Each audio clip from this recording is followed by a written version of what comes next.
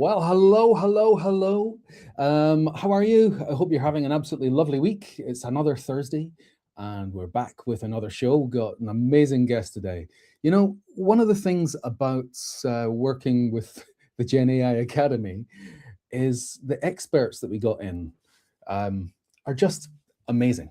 So I regularly feel just completely out of my depth, just totally blown away by these absolute overachievers. And I think we've got the queen of overachievers with us today, and we'll be chatting to her shortly. So today we're looking at, the issues potentially. I always have my little friend here that I bring in. We're looking at the issues of what AI and other technology, I guess, can do to us, particularly when it comes to our social interactions, our self esteem, the sense of loneliness. And there's a whole load of stuff that has come out of research looking at how technology impacts the way that humans deal with other humans. And that's some of the stuff we're going to be looking at today. And I'm hoping that you folks will be getting involved in the chat with us, with questions, with comments. It's always lovely to see what happens in the chat. But first of all, if you're joining us, please let us know. Who are you? Where are you? When are you? Hopefully just now, because I mean, you may be watching again. Feel free to say hello in the chat if you're watching again. It's just that one, it'll be of no use to me right now. But it'd be lovely to see where you are and who you are, what you smell like, anything like that you want to share with us. Here we go. Oh, my friend Matt. Hello, Matt. Matt Eagles. I miss you, Matt. He's interested in this. That's good. Look up Matt Eagles. He is an amazing man. He's just phenomenal. Anyone else get anything to say? I'll just put it in the comments as you go. Meanwhile, I shall get us started by getting the AI to say hello to our guest, Isvari. Here we go, and we'll see. Isvari, you can tell me after this how good do you think the pronunciation of your name was from the AI tool, because it generally pronounces my name just about all right, but most people get my name wrong. Here we go. Here's our introduction. All right, everyone, brace yourselves. Isvari Maranwe is here, And if you haven't achieved astrophysics by middle school, well, you're behind. At 12, she was poking around CERN. Meanwhile, most of us were struggling with basic math. By 20, she was representing the US Department of Defense, while the rest of us were trying to represent ourselves at family dinners. She's rubbed elbows with Nobel laureates, top-tier universities and government agencies. No big deal. and now she's reimagining the internet because apparently Just using it like the rest of us would be too simple. She's got AI patents pending, 'cause why not? and she's out there chairing Global conferences. Just another Tuesday. So let's give a warm, slightly inferior welcome to the unstoppable Isvari Maranwe. So, Isvari, I think first of all, we have to get out the road. How on earth did you do stuff at CERN at the age of 12? How would they even let you near the place at that age? 14 actually, but gosh, I was very, I always give a lot of credit to my privilege and upbringing, but I think this is a great example of just having very supportive parents, because I was certainly not like emotionally advanced enough or physically advanced enough to take care of myself like abroad for a year. So I had parents who were able to support that and let me do that. But yeah, I was researching at my local community college in like high level math and physics. And then one thing led to another, and I got invited to meet with professors at UC Santa Barbara, I believe at the time. And I got into a summer program at the US Department of Fermilab and Energy at Fermilab. And I did research there on particle physics, and then for the CMS experiments at CERN, and then I went to work in Geneva, Switzerland after that. My goodness, at the age of 14, I wasn't even old enough to do a paper round at that age, I don't think. And here you are changing the world of physics. Now, there's been some incredible studies that we've seen about some of the stuff that we're going to talk about today. You know, if we're talking about loneliness, and loneliness is one of the impacts that we can get from AI and other tech that we've been hit with. In 2023, the US Surgeon General, Vivek Murthy, declared loneliness to be a public health epidemic, noting that around half of American Harvard Graduate School of Education adults had already reported experiences of loneliness even before the pandemic. Then we got the World Health Organization Committee on Social Connection released a report last year in June, finding that 1 in 6 people worldwide is affected by loneliness, with a condition linked to an estimated 871,000 deaths annually. That's more than 100 every hour. We're finding that between 17 and 21% of young people aged 13 to 29 are reported feeling lonely, with the highest rate being amongst teenagers. And there's more. I mean, I have got so many studies here looking at this, and it's something that I think a lot of people suffer in silence and think it's just me. It's my problem. It's just me, not realizing that they're part of this growing group of people who are suffering from loneliness, and that technology has something to do with that. Could you explain where you are in this, and what your beliefs and feelings are around about this? Yeah, I think it's such an important conversation right now, because in some senses, that is the most human element of being human. It's the part of us that connects with other people and is in a community, which can help support you in times of disaster, makes you feel less lonely in general, so you're less likely to get into a disaster situation. It helps with job, increased income. It's correlated with basically every success metric: impact, joy. And it's something that has gotten so bad in the modern world, even though in some senses technology was originally created to increase human connection. And I think in the very beginning, it did do that. It helped people connect with folks around the globe, getting to know people like you, like Helena, that I would never have gotten to know otherwise without social media and technology, LinkedIn, just getting to know people. But as time went on, companies saw such a huge incentive to keeping people lonely, because lonelier people consume more, spend more, are looking for solutions to loneliness. And so that sort of trend just continued, whether it's dating apps where their incentive is that people stay single, all the way through just companies selling products that have noticed lonely people spend more. We've now transitioned into a lot of money, marketing, psychologists spending their time actually thinking about how to keep people lonely. And I actually come from this from both the technology side and the human side. When I was young, partly because I was much younger than everyone else in my class here, I was very lonely. I didn't have a lot of friends. And so I made it my mission to read every bit of research about human connection, how to make friends effectively, how to connect with people, what people look for in meaningful connections. And then sort of had a 5-year project when I became an adult, like around 18 to 22, 23, I was really focused on just making a community for myself, making as many friends as possible, thinking about the different types of friendship, how friendship differs in countries around the world. And I was talking about this online a couple of days ago, and people were like, oh, it's a huge privilege to have such a large network and such a large friendship. And I think it is a privilege in today's world because it's so easy to lose it, but it's also something that takes hard work and takes a lot of intentionality to build, both in terms of the person doing it and the systems we have. So I'm happy to talk about this. I think it's like a huge point of interest to me, and one I think is essential to the future of humanity. So there's a lot of people who will listen to some of what you've said there and think, maybe you're being a bit paranoid. Do you think organizations really are intentionally trying to keep people lonely? But I think we only then have to look at Facebook and some of their activities. Could you tell us a little bit more about maybe their shitty approach to how they deal with humanity? This is such a timely conversation, as we were speaking about.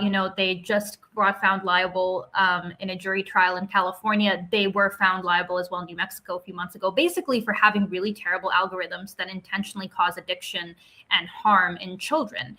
And a part of getting addicted to a feed and a phone is clearly directly tied into then not having a typical childhood or social life where you're connecting with other real human beings. It also fundamentally changes the way that brains process information and operate into the future, which leads to a very lonely young adulthood and adulthood.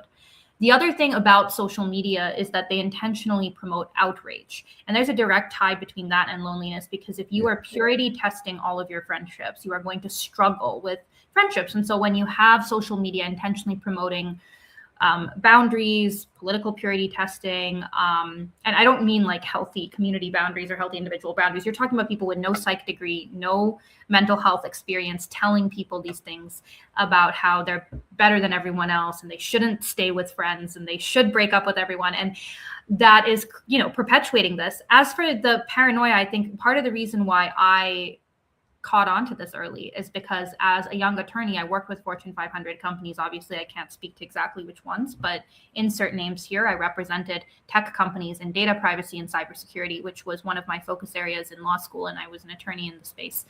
And I have seen the memos. I've worked with the staff. I have seen the inside communications at some of these companies, and we are hiring psychologists to get people addicted. We are hiring psychologists to keep people lonely because we've noticed a trend. And sometimes it's not even intentional. Sometimes it's just telling sort of what we now would call an AI-backed algorithm or an ML-backed algorithm, hey, chase up why people are spending so much money and keep promoting the kind of content that makes them spend money.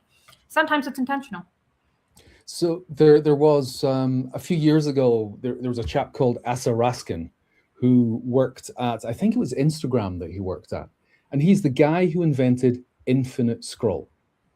So, and he has been on record saying that he deeply regrets ever having done that.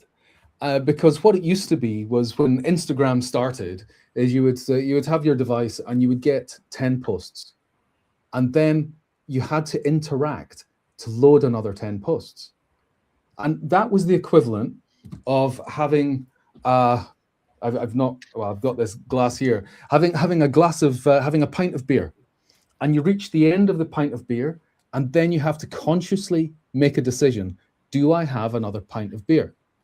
And it changed it from being that to basically people lying on their back underneath a keg that is just constantly running.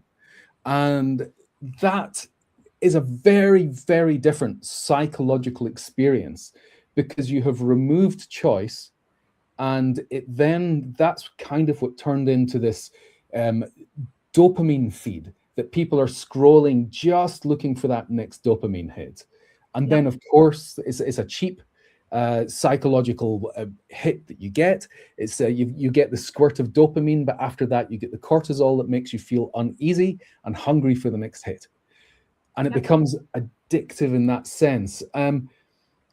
So we can see that was probably, he didn't create that intentionally, but it ended up being something that obviously was good for the algorithm, kept people on the platform for longer, and has ended up really being the feature that has been responsible for the poison, the real poison of social media, I think.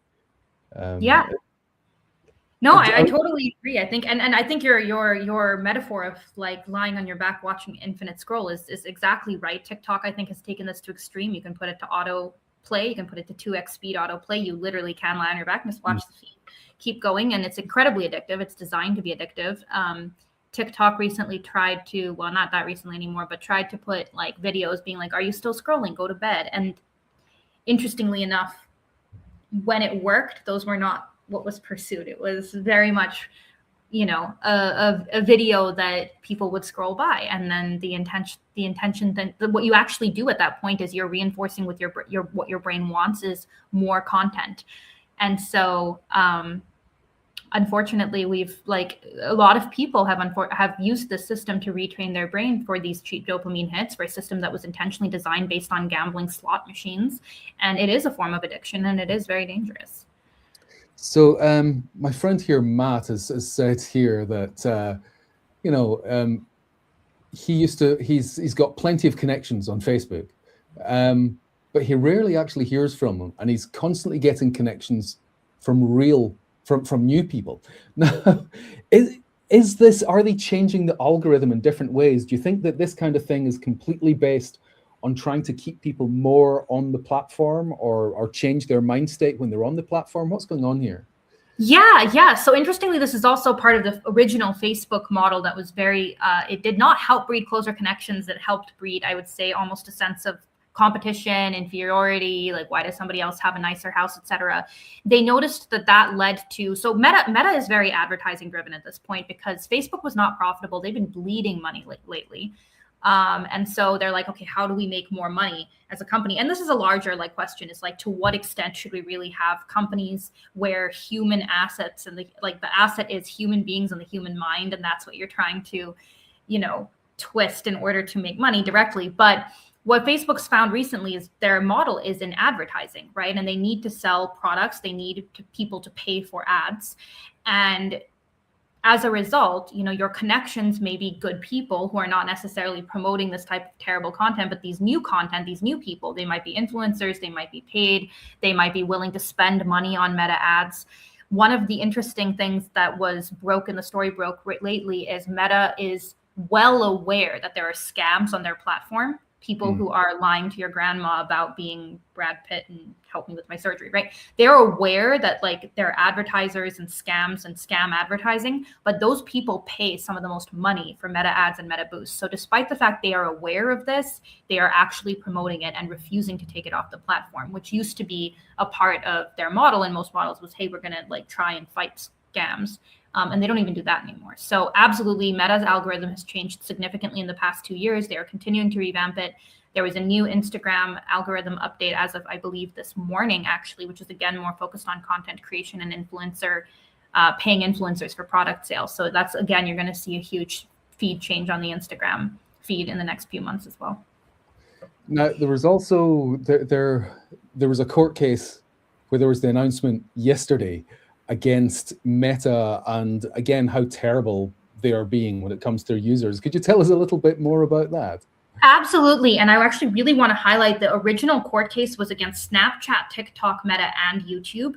Snapchat and TikTok, I think, kind of saw the writing on the wall in that one. They settled out of court with the plaintiff prior to the case being decided, because Meta and Google, YouTube, so frequently are very cocky about court cases. And so you will see that they're frequently called on court. They're getting fines. They're getting hauled in front of Congress because they're so convinced the rules should not apply to them. And in some cases, it's good because at least we're getting case law to start moving it forward. But basically what happened in yesterday's case specifically is you have a young woman who was saying that she suffered very real psychological harm due to Meta and YouTube and Snapchat and TikToks intentionally creating algorithms that targeted her as a child to get her addicted to these platforms. And the court, there was a jury trial, though we don't know yet whether the damages are going to be $3 million at a minimum or up to punitive of $30 million. Mind you, this is all pennies, nothing to any of these companies. But it's almost certainly going to get appealed because they don't like this verdict. They're afraid this is going to open the door to more liability. It was a negligence trial, so that's a little bit of an easier threshold to prove than that they intentionally tried to create addiction. But they won. The plaintiffs won that trial, and so Meta and Google were found liable. And I think that is an incredible first step towards thinking about these companies cause harm. They're intentionally causing harm. At best, they're negligently causing harm. And how are we going to hold them accountable? What are they going to have to pay out? The New Mexico case where Meta was found liable earlier as well was about consumer protection. They were found guilty of violating consumer protection law, because it isn't the case, even in America, that companies can just do whatever they want and hurt as many people as they want. Yeah. So, I mean, we know that social media, I personally think that a lot of the people at the top of these social media companies should be in jail. I think that the damage that they've done to the world is irreparable. And there's an entire generation, probably several generations, that have been damaged by this, when it comes to their social interactions, when it comes to their well-being, when it comes to even the way that they handle their own money, because of the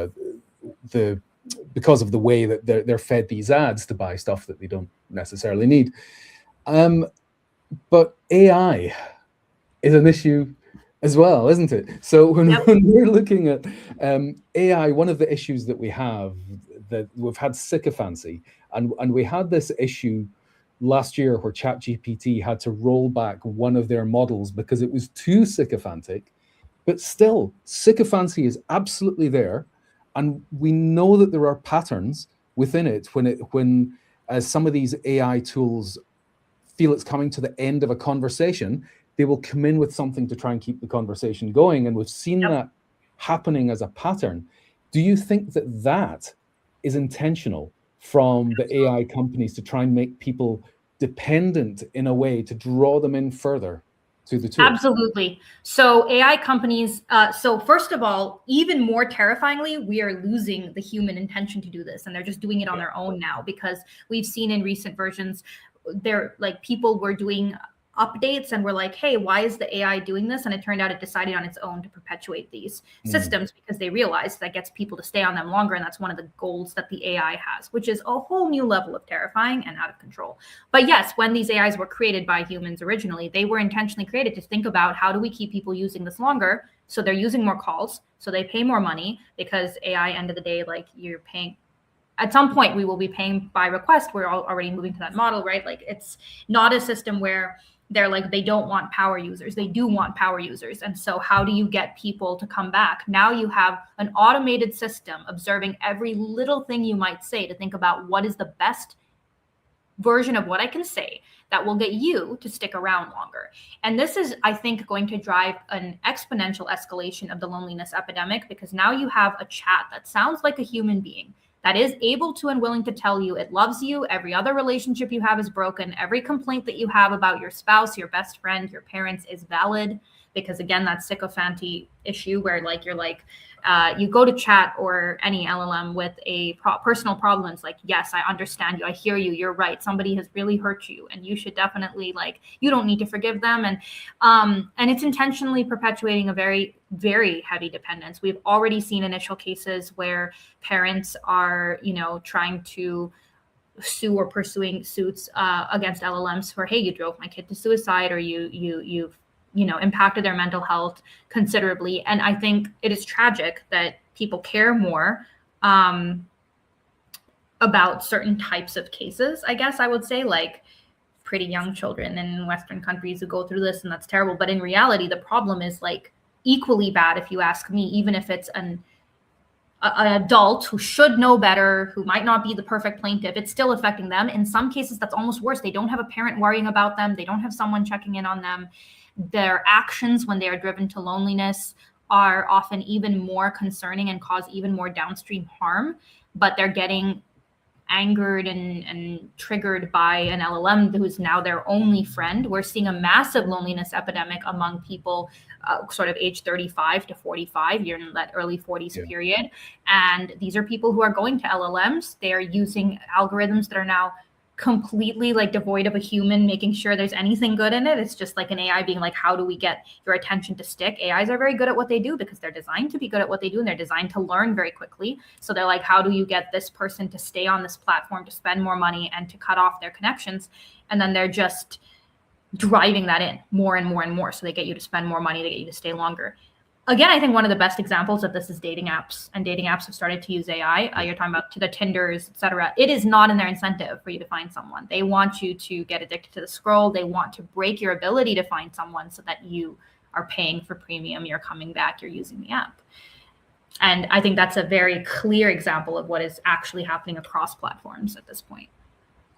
So we've also been seeing that there's some of these AI tools like character AI, which is causing a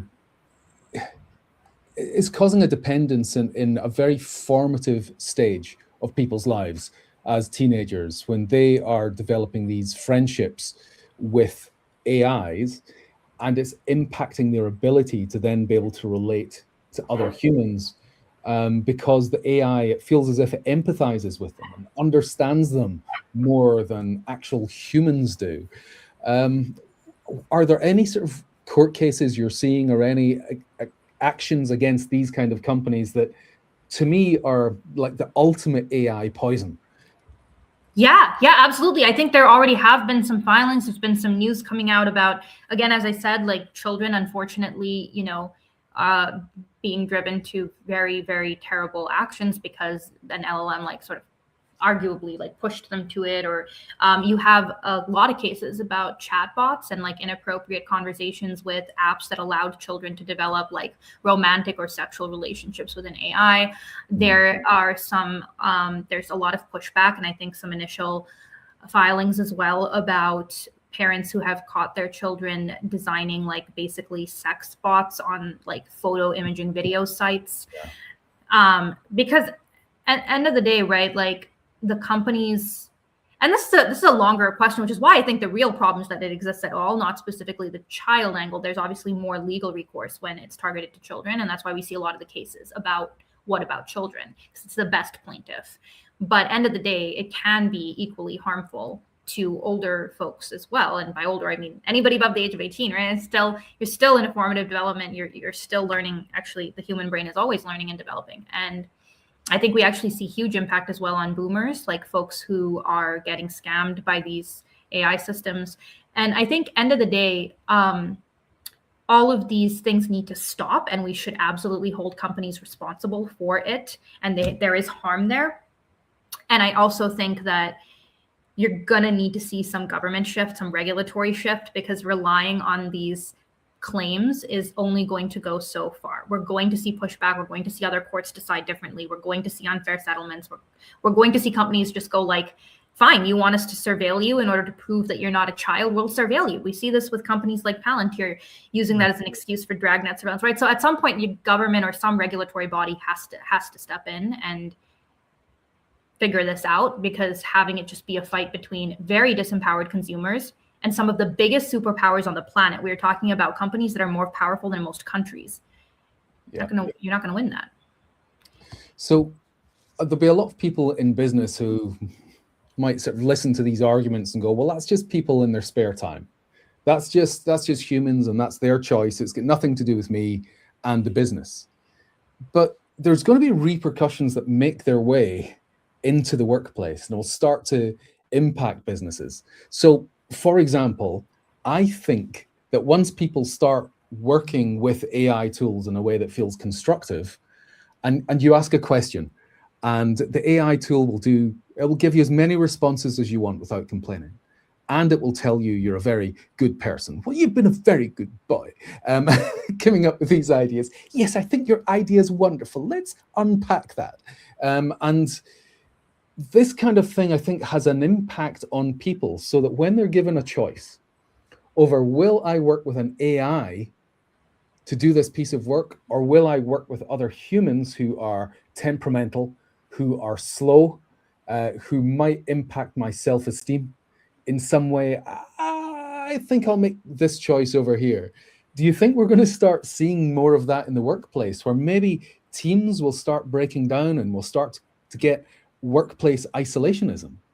Absolutely. And I think it doesn't help that some of the people at the very top of these multi-billion-dollar companies are perpetuating the fact that human beings have no additional value besides output, which then makes you a one-to-one comparator for AI. So for example, Sam Altman said a few weeks ago that like, hey, what's so bad about AI using all of this water and resources, because human beings take 25 years or 23 years of water and food in order to grow into an employee, which just shows you the level at which we're like looking at humans as assets at this point, instead of the end goal to be like, yeah, but people are people, and, you know, people being happy, joyful, healthy, whatever, you know, people and animals have neural networks or whatever. That's kind of the end goal here. We're not like just utility maximizers or whatever. But I think that we hear conversations like that, which then shifts the Overton window towards, this is a one-to-one comparison. What can I get from a human being versus what can I get from AI? And if a human being has friction, if a human being is imperfect, we're seeing AI get better and better at basically every job. Then there is that additional push where AI does not have human friction and does not have human pushback and human weaknesses and fallibility and whatever.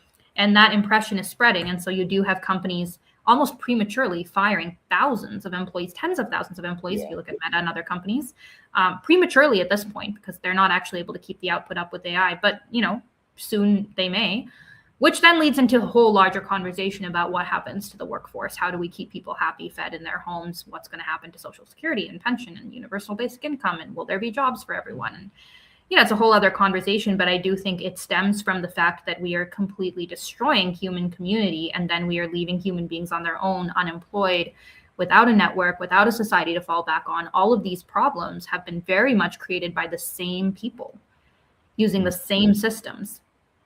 And so, and now those systems are getting fed into AI so that they can learn from them, copy them, and make them worse, which, what is the end point? Like, really? Now, this is something that you look into, and you are looking at alternatives to help sort of mitigate some of these issues. And could you tell us more about Yuvoice and what it is you're doing and how it is that what you think the actions are that people should be taking? Yeah, absolutely. So I guess one way to describe Yuvoice is social media created by someone who hates social media.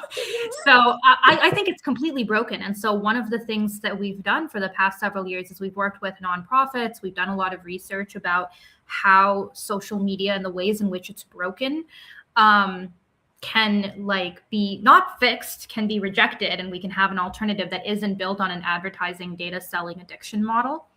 And obviously it doesn't have the same the same profit motives and the same profit curve that a lot of these companies have, because end of the day, our goal is to reward impact and to reward human connection. And I guess we've just rejected every fundamental premise of current social media, that you have to view humans as the product, that you have to sell products and sell ads to people to be profitable and successful, that the goal of a company or a social media company is to endlessly grow on investor capital and be unprofitable, but just, be a mouthpiece for whoever ends up being the billionaire CEO. We kind of reject that whole model. And it came from genuinely about a decade of research into human connection, social cohesion, what inspires people to serve, which was a part of my work as an attorney prior to all this as well. What inspires people to get more active in their communities, and then how to cut that dopamine addiction flow. So one of our pending patents is actually about rewarding users for impact and having a karma point model that rewards action and offline community instead of online scroll and outrageous content that rewards eyeballs and that rewards likes and follows. And a big part of that is, hey, yes, it is hard to get away from your screen. It is hard to make real life friendships. It's hard to get to know real people, but it's very rewarding. And yeah, that reward takes a lot longer to sink into your brain, but it is much healthier and it is less addictive. And it is actually like one of the healthiest things you can do as a human being. But it takes time to replace some of those more meaningful mentally healthy relationships and connections and the other hormones that you need, joy hormones, things like serotonin, things like community building. And it's not as immediate as dopamine, but by rewarding that with karma points, by rewarding that with a societal connection, with rewarding that sort of profile feature feed and business driven marketplace, by being very impact driven in every aspect of it, we're able to convince people to get offline, work with people, do things. Or when I say offline, also off the platform. They may be working with people around the world to create something, to create solutions. In our pilot, we had people code a mental health app to help folks in Colombia. We had people do mentorship opportunities in Nigeria. And we had people around the world helping on these projects, but it was very human to human. It was people liked the other people they were working with. They were creating something tangible in their free time. The other big thing I would say is that we noticed when people work together on projects that create impact and make the world a better place, they form much tighter human ties than when they're working on a work project for one or the other person's financial benefit. So this is also something we are definitely playing with, is basically all of that all the psychologists they hired to think about how to get people addicted and buy things. We're working with some of the world's best psychologists as well to think about how do we get people to live healthier, happier lives. Yeah, that's phenomenal. There's a lot of people recently have said to me with my newsletter, I put a newsletter out every week, and I'm incredibly sarcastic in the newsletter. And I am a skeptic. I'm not a cynic, I'm a skeptic. And I will point my finger at where the bullshit is, and I will say what I think about stuff. And a lot of people are like, hold on, but you're a guy who teaches AI. You seem to be bashing AI all the time. Why are you so cynical? And it's actually, I'm not. What I am is somebody who is a neuroscience and psychology nerd, and there's like wrong book here, a book that I wrote with one of my friends, Sun Yu. We wrote this book about 5 years ago, Friction, which looks at the happy chemicals, dopamine, oxytocin, serotonin, endorphins, and looks at how experiences that businesses create, how they can tap into into using friction to create more of these experiences. Because as we go frictionless, it doesn't touch the edges, and it doesn't release the happy chemicals. And it's the issue is at the moment when we've got people who are using AI as a way of bypassing their brain, and there's no friction involved. It means that they're not growing their brain. They're not, when we look at what the three things that give us motivation in the workplace, you've got autonomy, a feeling of control. You don't feel control if you're just handing stuff over to AI. You've got mastery, the feeling that you're getting better all the time and you're a better person this week than you were last week. You get none of that if you are just simply handing stuff over to AI. And then purpose. You don't feel any purpose if you're just an AI prompt jockey. So this is, to me, is like a lot of what we need to be teaching people is actually how to be properly mentally engaged, socially engaged, physically engaged in life, rather than the sedentary passing tasks off to something that doesn't have any soul or humanity to it. Do you think that there's other sort of psychological effects that we might suffer from within the workplace when it comes to using AI tools? Absolutely. And you know, I think you hit the nail on the head. There's such a tie. I often tell people, imagine you're a king. You know how people make fun of child kings and like in any media ever, it's like they had every wish granted to them from when they were a kid, or I think a really rich, spoiled kid, right? Everything granted to them. They were always right. Now they grew up to be miserable, terrible adults with no impulse control.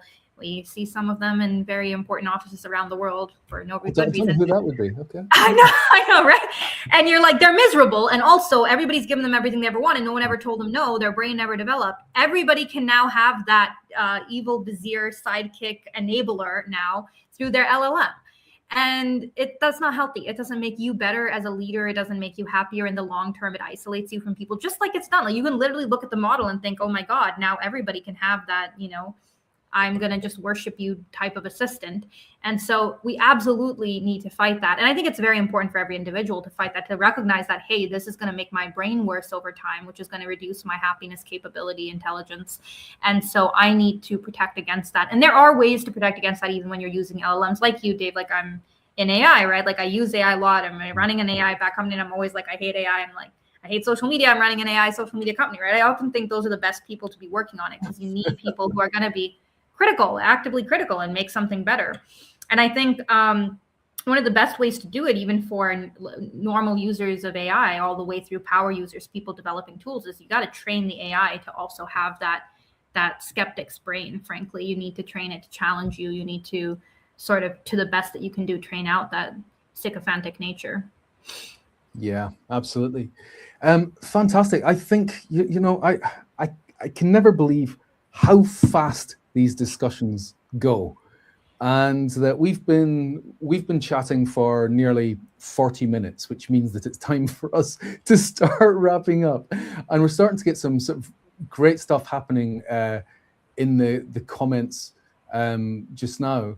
So this is an interesting one that we kind of mentioned this in our little chat in a few minutes before we came on. But here, you know, there seems to be no regulation around AI. And this is already messing us all up, like the tobacco and sugar industry. This is what we were talking about before we came on. Can't do without it. So are we having, in the world of tech and in the world of AI, are we having this tobacco industry moment where we're understanding that there is stuff that is actively harmful, and that governments need to step in, and things need to be restricted and outlawed, and have age barriers on them, and all of these things that people might say is a vanished state, but are things that are actually about protecting society? Is this the big tobacco moment? Yeah, this is such a good question. It's another 40-minute conversation, right? But no, this is such a great comment as well, Sangeeta. I think, yeah, we are having that moment, and I am not optimistic it's going to go the same way where we get these industry level regulations, because when the tobacco industry, and I recommend everybody read a bit more about this, when the tobacco industry started getting regulated, they supported it. And part of the reason why they supported it was because they had a bit of a, like, this is actually very often studied in game theory. They had a bit of a game theory problem. They didn't want to be spending all this money advertising and competing with other tobacco companies, and the government helping regulate that was in their own interest. This was partly because tobacco at that point was primarily being sold to existing tobacco users. They were not necessarily trying to compete with getting new people to smoke as much as they were trying to compete with other companies to capture the market. It was also relatedly with the sugar industry, right? We see this with companies like Coca-Cola. They're okay with some regulation in, say, America, same with tobacco companies, because they were able to really sell their products a lot overseas. And so the economics was such that we weren't facing the kind of insane lobby and corruption, bribery, control that we now see from companies like Meta, Google, OpenAI, et cetera, who very much have different incentives and are trying their best to prevent this regulation. And so I do think we're having that watershed moment right now. We're seeing massive global, bipartisan, transcontinental support for, like, we need to regulate this, from China to the United States, from dictators to, like, the Democrats, from, like, we're seeing this across the board, from we talked about the European Union before this, like, we're seeing a lot of interest in it.